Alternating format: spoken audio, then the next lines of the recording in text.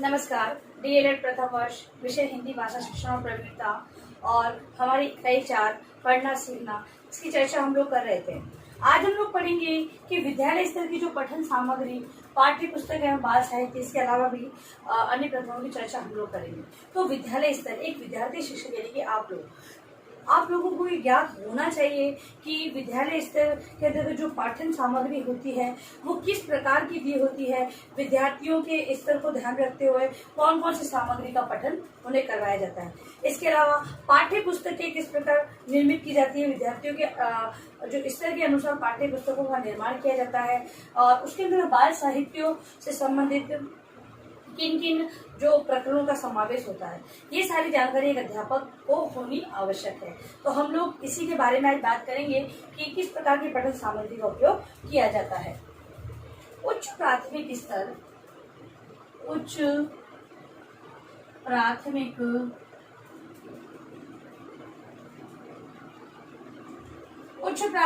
स्तर पर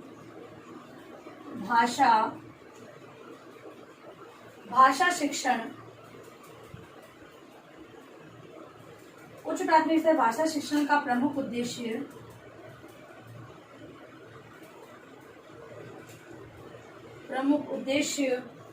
होता है विद्यार्थी को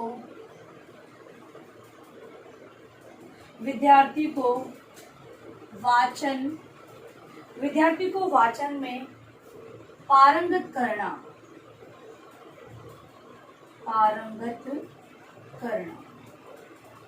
उच्च प्राथमिक स्तर की बात कर रहे हैं तो उसका प्रमुख उद्देश्य क्या होता है? विद्यार्थी को वाचन के अंतर्गत पारंगत करना। ठीक है, उसको अभी बात उच्च प्राथमिक स्तर की हो रही है, उसको नए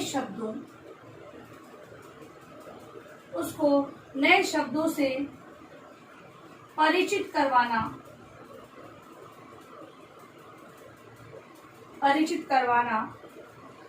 वर्तनी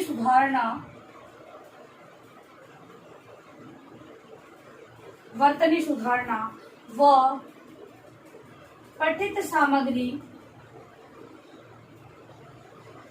सामग्री का अर्थ ग्रहण करना। इस प्रकार जो प्राथमिक स्तर की बात कर रहे हैं हम लोग अभी, माध्यमिक स्तर पर, ये प्राथमिक स्तर था, अब है माध्यमिक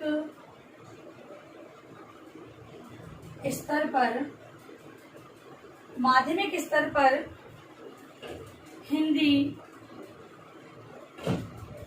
पाठ्य पुस्तक में गद्य पद्य दो अलग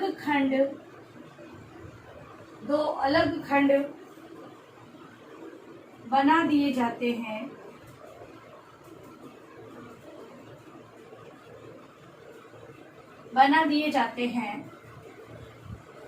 गद्य खंड में सभी को पता है कौन कौन सी प्रतियां आती है। तो निबंध, कहानी, नाटक, संस्मरण,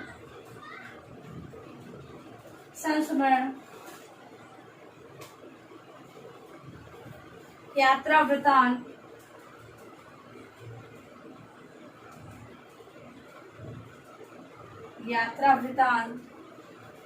व्यंग्य,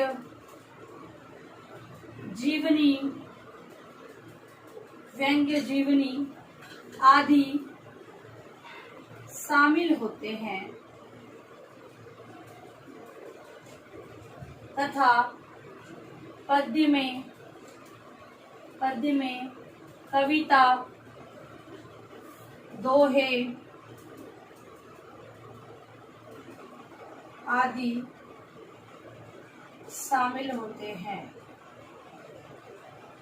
देखो, अंतर ये है कि वहाँ पर विद्यार्थियों को वाचन से पारंगत मतलब पढ़ना सिखाने से संबंधित पाठों का समावेश किया जाता है और सारे पाठ एक साथ दिए जाते हैं, उसमें डिवाइडेशन नहीं होता है। लेकिन माध्यमिक स्तर पर गद्य और पद्य दोनों को अलग कर दिया जाता है और विद्यार्थियों के लिए गद्य खंड के निबंध, कहानी, नाटक, संस्मरण, यात्रा वृत्तांत, व्यंग, जीवनी आदि को शामिल करते हैं और पद्य के अंतर्गत दोहे और कविता को शामिल किया जाता है। फिर है इनके माध्यम से विद्यार्थी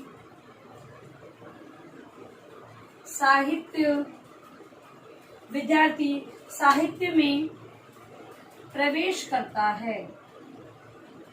इनके माध्यम से विद्यार्थी साहित्य में प्रवेश करता है क्योंकि वहाँ पर सामान्य ज्ञान और केवल बालकों में जो पठन से संबंधित जो गुण होते हैं उनका विकास किया जाता है, लेकिन यहाँ पर आकर माध्यमिक स्तर पर विद्यार्थियों को साहित्य की ओर ले जाया जाता है। इस स्तर पर यह अपेक्षा रहती है कि विद्यार्थी अर्थ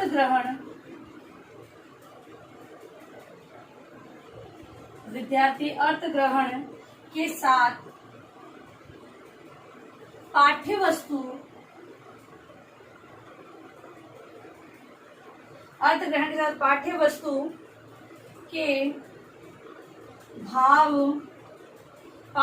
के भाव कला पक्ष का सम्यक विवेचन कर सके।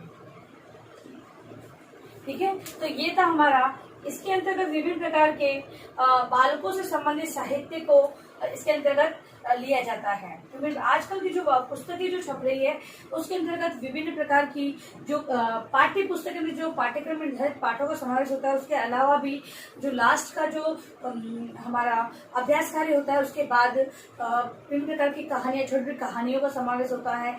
कहीं पर जरूरत महसूस की जाती है विभिन्न प्रकार के निबंधों का समावेश होता है। कहीं पर क्रियात्मक कार्य कराने हेतु विद्यार्थियों से जो कहें कि एक्टिविटी जो होती है वो सम्मिलित होती है। तो विभिन्न प्रकार से विद्यार्थियों के अंतर्गत जो पाठ्य पुस्तकों के माध्यम से इन गुणों का विकास किया जाता है। तो एक जो विद्यार्थी शिक्षक है उन्हें इस प्रकार की जानकारी होना बहुत ही आवश्यक होता है।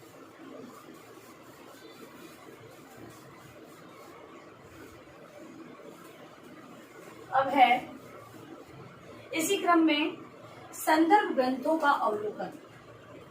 संदर्भ ग्रंथों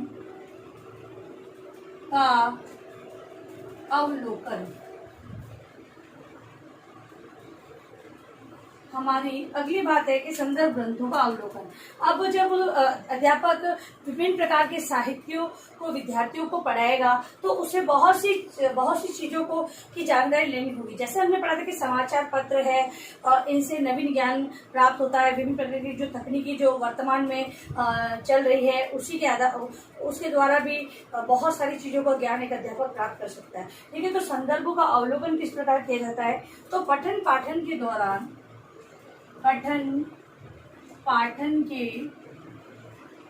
पढ़ने पढ़ाने के दौरान कई बार ऐसे शब्द अथवा प्रसंग आ जाते हैं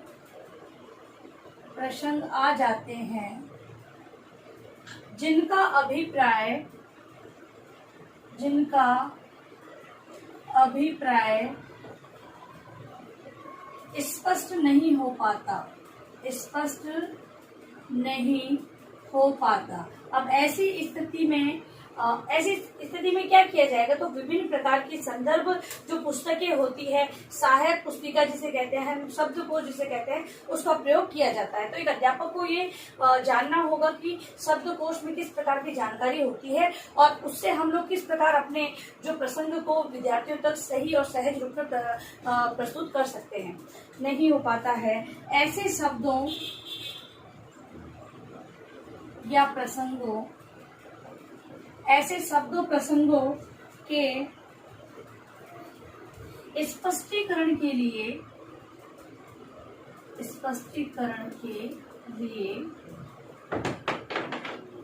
कोश का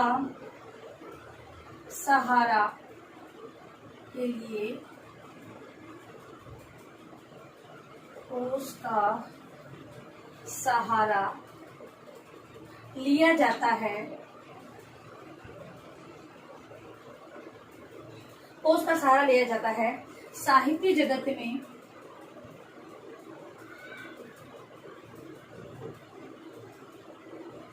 जगत में शब्दकोश,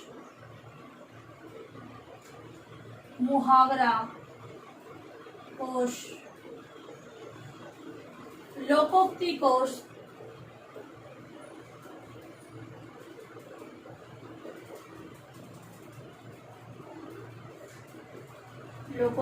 इसके अलावा साहित्य कोश होते हैं। काठिन्य निवारण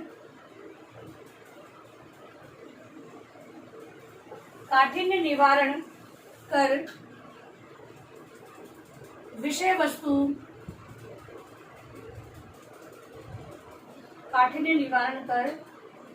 वस्तु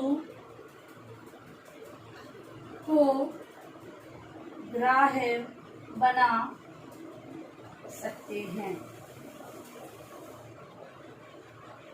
ठीक है, इनका प्रयोग करते हुए एक अध्यापक है वो विभिन्न कठिनाइयों को दूर करते हुए विषय वस्तु को ग्राह्य बना सकते हैं।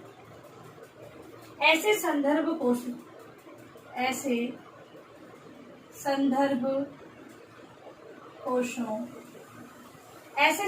कोशों को अपनी निजी पुस्तकालय में शामिल करना चाहिए तथा अक्सर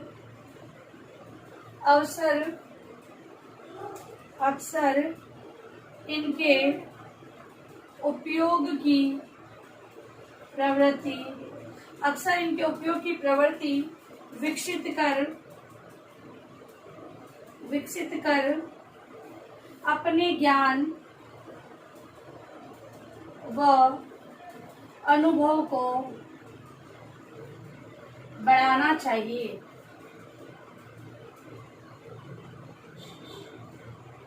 तो इस प्रकार से अपने पठन पाठन की सामग्री, पाठ्य पुस्तकें, बाल साहित्य तथा संदर्भ ग्रंथों का अवलोकन एक अध्यापक को विशेष रूप से आना चाहिए, जिससे कि कभी भी समस्या आने पर एक अध्यापक है, पहली बात तो पठन सामग्री के बारे में जानकारी होनी चाहिए कि किस प्रकार मुझे आगामी जब मैं शिक्षक बनूं तो मुझे इस प्रकार की पाठ्य सामग्री विद्यार्थियों को समझानी होगी और छोटी कक्षा के लिए केवल मुझे उन्हें पठन में पारंगत करना है, तो उसी आधार पर उनको उच्चारण, वर्तनी संबंधी अशुद्धियों को दूर करना, ये सारी चीजें सिखानी होगी। और माध्यमिक स्तर पर जाकर उन्हें साहित्य से अवगत कराना है, इसलिए साहित्य से जुड़ी हुई संबंधित जानकारी देनी होगी। और कहीं पर भी अगर कठिनाई अनुभव होती है, संदर्भ ग्रंथों का अवलोकन करना होगा। और एक अध्यापक है वो अपने शिक्षण के अंतर्गत शब्दकोश का प्रयोग यदि करता है तो कहीं भी समस्या आने पर उसे तुरंत वो समस्या का समाधान वो ढूंढ लेगा। ठीक है, क्योंकि शब्दकोश के माध्यम से, शब्दकोश में विभिन्न प्रकार के शब्दों का समावेश होता है, वो अर्थ उसके अंतर्गत विभिन्न प्रकार के समानार्थी अर्थों को भी सम्मिलित किया जाता है। अध्यापक उसको सहज रूप से स्वीकारते हुए अपने जो संबंधी जो प्रकरण संबंधी जो कठिनाई, विषय वस्तु संबंधी जो कठिनाई है उसको वो दूर कर सकता है। तो इस प्रकार से अब आप देखिए अपना गृहकार्य प्रश्न।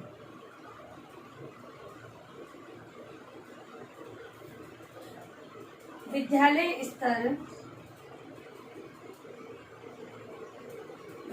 स्तर की सामग्री, पठन, पाठ्य पुस्तकें एवं बाल साहित्य का ज्ञान एक शिक्षक को क्यों होना चाहिए।